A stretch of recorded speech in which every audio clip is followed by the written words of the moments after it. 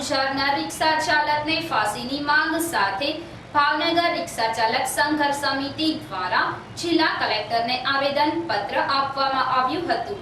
ભાવનગરની સટી હોસ્પિટલમાંથી 4 વર્ષની માસૂમ બાળાનું અપહરણ કરી પાછવી બળાત્કાર ગુજારનાર રિક્ષા ચાલકની સામે સમગ્ર શહેરમાં ફિટકારની લાગણી જોવા મળી છે।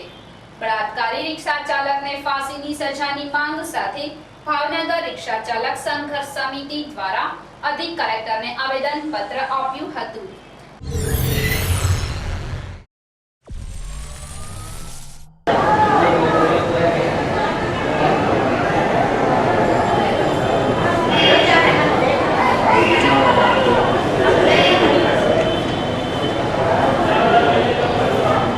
તમારું નામ?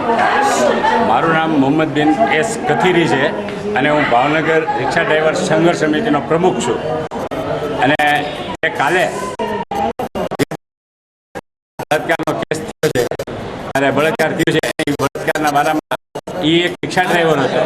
એ એક રિક્ષા ડ્રાઈવર હોવા છતાં આજે અમારે રજૂઆત કરી, કેમ કે રિક્ષા ડ્રાઈવર નહીં પણ એક અમાનુષી કર્યું છે અને હેવાન માટે છે ને રજૂઆત કરવી જરૂરી છે। એને કડકમાં કડક સજા થવી જ જોઈએ અને કોઈ પણ જાતની બાંધછોડ કરવામાં ન આવે એવી અમારી માંગ સાથે આજે અમે કલેક્ટરશ્રીને આવેદનપત્ર આપવા માટે આવેલા હતા।